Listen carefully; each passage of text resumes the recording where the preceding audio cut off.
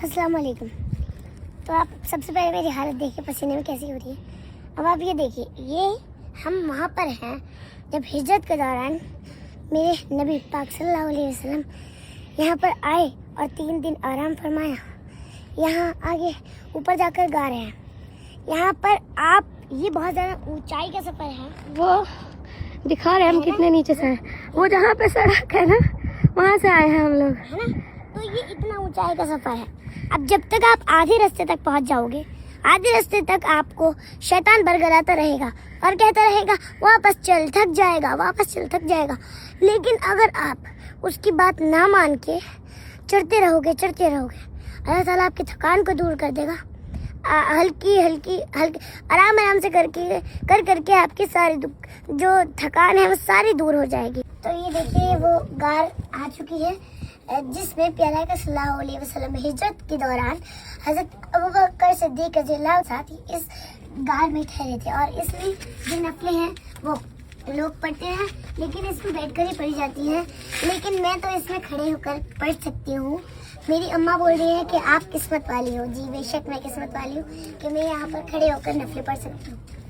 फिर देखिए यहाँ पर ये बिल्ली, वो बिल्ली, और यहाँ से गार से थोड़ा सा बाहर निकल के इतनी बिल्लियाँ मैं बता नहीं सकती। यहाँ पर सिर्फ आपको 2 जानवर दिखेंगे, बिल्ली और कबूतर, बस। नफिल तो हमारी हो चुकी है, लेकिन यहाँ पर तो ये इतनी सी गार है, आप देख सकते हैं, ये इधर से और इधर तक, बस ये इतनी सी गार है। इसमें तो बड़े लोगों पर खड़ा भी नहीं हो सकते हैं, वो मतलब नफिल भी अदा करते हैं तो बैठ कर करते हैं, क्योंकि वो खड़े भी नहीं हो पा सकते हैं। क्योंकि आप देखिए कितनी ज़्यादा नीचाई की गार है और किस तरह इस गार में हज़रत अबू बकर सिद्दीक़ ने किस तरह उन सुराखों को ढका था, जो सुराख थे बहुत सारे, और उनमें से एक सुराख अभी भी मौजूद है। ये आप देख सकते हैं, एक सुराख मौजूद है, बाकी सब सुराख बंद कर दिए गए हैं। अब तो पहले थे तो वो भी हज़रत अबू बकर सिद्दीक़ ने पहले आए, खुद एंटर हुए और इसको पूरा बंद कर दिया। जहाँ जहाँ सुराख थे पहले अपना कुर्ता फाड़ा, उसके टुकड़े कर लगाए, फिर पगड़ी फाड़ी, जो पग थी उनकी वो फाड़ कर उसको सुराख बंद किए। फिर भी एक सुराख बच गया था तो उसमें अपनी एड़ी डाल दी, एड़ी मुबारक डाल दी। तो फिर एक सांप था उस जिस सुराख में एड़ी डाल दी थी, वो सांप आपकी यानी हज़रत अबू बकर सिद्दीक़ की एड़ी में डस रहा था। वो इस मकसद से नहीं कि वो सांप है इसलिए डस रहा था। उसने कभी हज़रत मूसा के दौर में सुना था प्यारा का सल्लल्लाहु अलैहि वसल्लम के बारे में कि एक नबी आएंगे, तो वो प्यारा का दीदार करने के लिए उनको डस रहा था ताकि ये एड़ी हटाए और मैं आप सल्लल्लाहु अलैहि वसल्लम का दीदार करूं।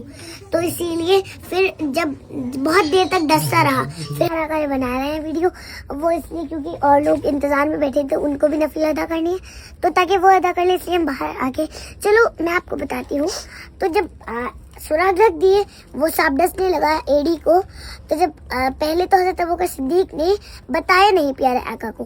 प्यारे आका की जो है वो हज़रत अबू बकर सिद्दीक़ के घुटने मुबारक पर सर मुबारक रखकर अपना उनकी आँख लग गई थी।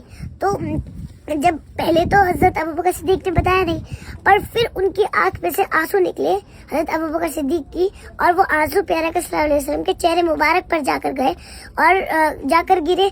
तो प्यारा का सल्लल्लाहु अलैहि वसल्लम की नींद टूट गई, मतलब उठ गए। तो पूछा कि क्या हुआ है अबू बकर, क्यों रो रहे हो?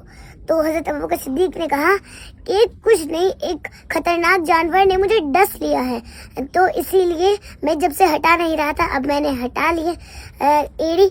तो आप सो जाए, आप तकलीफ मत ले, मैं सह लूँगा। ये देखिए हज़रत अबू बकर सिद्दीक़ की शान, कैसे प्यारा आका को। और जब यहाँ ये जो है चढ़ाई का रास्ता है, इसीलिए आधे से भी शुरू में तो ऊँटनी पर प्यारा आका हज़रत अबू बकर सिद्दीक़ की ऊँटनी पर आए, फिर ऊपर चढ़े, ऐसे उंगलियों के बल चल रहे थे, जैसे चलते हैं ना ऐसे चल रहे थे ताकि दुश्मनों को पैरों के निशान न दिखे। तो जब प्यारा का सल्लल्लाहु अलैहि वसल्लम की उंगलियों मुबारक में से खून आने लगा, तो हज़रत अबू बकर सिद्दीक़ ने उनको अपनी गोद में उठाकर उनको लेकर आए, यहाँ तक फिर गोद में ही लाए। ये देखिए। और जब वापस गए तो हज़रत जब हजरत सब सहाबी थे तो सब सहाबी ने पूछा क्या हुआ, मतलब ए नबी आप आराम कर लीजिए, हम ये सब बातें अबू बकर से पूछ लेंगे। तो हजरत अबू बकर सिद्दीक बताने लगे कि ऐसे ऐसे में उनको उठा कर लेगा, आप सल्लल्लाहु अलैहि वसल्लम को उठा कर लेके गया था ऊपर। तो हजरत उमर बोले कि ए अबू बकर तुम मेरी जिंदगी की सारी नेकियां ले लो, बस ये एक नेकी मुझे दे दो। तो अबू बकर सिद्दीक ने फरमाया कि ए उमर मेरे पास ये एक ही तो नेकी है, अगर मैंने वो भी तुम्हें दे दी तो मेरे पास क्या बचेगा। ये देखिए इतने बड़े सहाबी क्या बोल रहे हैं कि मेरे पास एक ही नेकी है। अब बताए इतने बड़े सहाबी है। तो अब हम जा रहे हैं अपने घर। हाँ। लेकिन मेरी एक बात जरा गौर से सुनना हाँ। कि यहाँ पर आने से आपको शैतान रोकेगा, बोलेगा बहुत ऊंचा है चढ़ नहीं पाएगा, लेकिन आपको हिम्मत नहीं आनी है।